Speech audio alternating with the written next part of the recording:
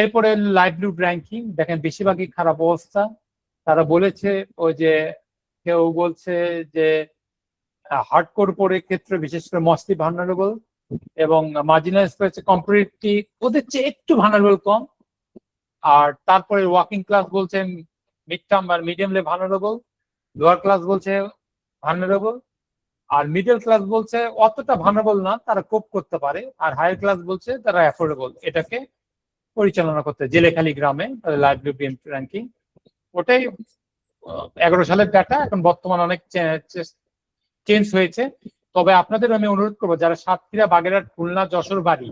আপনাদের জন্য একটা প্লাস পয়েন্ট, আমি দীর্ঘদিন ওই এলাকায় কাজ করেছি, এবং তারা যদি climate change adaptation mitigation with water security, হ্যাঁ, with renewable energy, solar power বা আদার সেক্টর, হেলথ হ্যাজার্ড, যারা পাবলিক হেলথে আছে কাজ করবেন, তাদের আমি যথেষ্ট সহায়তা করতে পারবো। অর্থাৎ আপনাদের এখনো সুযোগ আছে,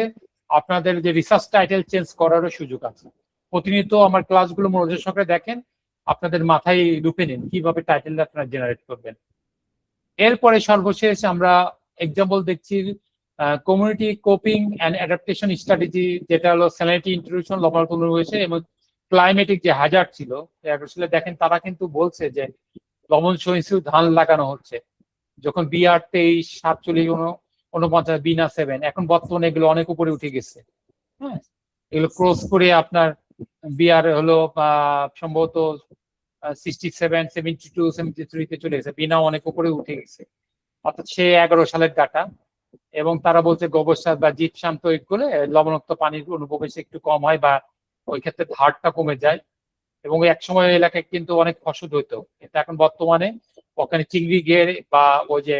ক্র্যাপ ফেটানিং, অর্থাৎ অর্থাৎ আপনার যে কাঁকড়া মোটা তাজাকরণ, এগুলোই করে ওনারা ইচ্ছা করে লবণাক্ত পানির অনুপ্রবেশ করে তাদের ওই যে এগ্রিকালচার ক্রস প্রোডাকশন নষ্ট করেছে। এটা হলো ওই এলাকায় সাইক্লিক অফ প্রপার্টি, অর্থাৎ প্রপার্টির দুষ্ট চক্র থেকে তারা বের হতে পারে, ড্রিঙ্কিং ওয়াটার বা সয়েল ওই অবস্থা।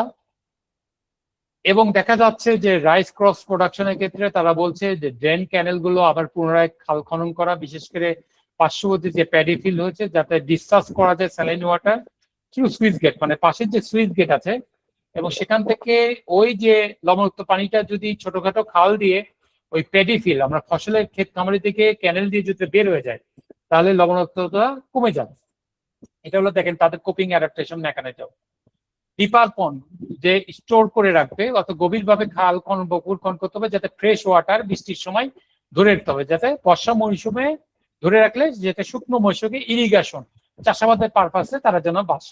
মানে ব্যবহার করতে পারে। এই সময় কাল্টিভেট আমন ও বোরো, আপনারা জানেন সারা বাংলাদেশে আউশ আমন বোরো যে চাষাবাদ হইতো একসময়, ওখানেও হইতো খুব, যেটা মেকানিক্যাল বা প্রিপারেশন, বিশেষ করে পাওয়ার টিলে এক সময় দেখা গেছে ছোটবেলায় আমরা দেখেছি, বিশেষ করে আমাদের পূর্বপুরুষরা যে গরুর পিছনে জাস্ট একটা মই সংযুক্ত করে ওই যে আপনার বিশেষ করে ল্যান্ডটা, জমিটাকে প্রস্তুত করতো, কিন্তু তখন পাওয়ার টিলার আসার পর সময় লাগতো কম। অর্থাৎ এটা কিন্তু ওই পশুর উপর অত্যাচারও হয়, নিষ্পেষণও হয়, এবং যে সারাদিন মইয়ের উপর দাঁড়িয়ে থাকে তারও কষ্ট হয়, ঠিক মতো ইয়ে করা হয়।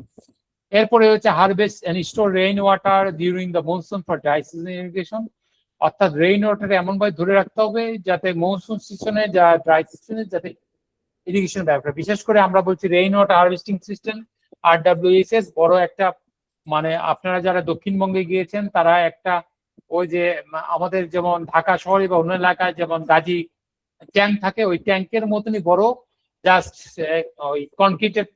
চার কোণে স্কোয়ার করে বর্গাকারে বরফে তৈরি করা যায়, সেখানে ওরা রাখে, এবং যেটা ব্যাকটেরিয়া ফ্রি, ব্যাকটেরিয়া মুক্ত, এবং কিছু সিস্টেমেটিক ওয়েতে তৈরি করে যাতে কন্টামিনেশন না হয়, পলিউশন না হয়।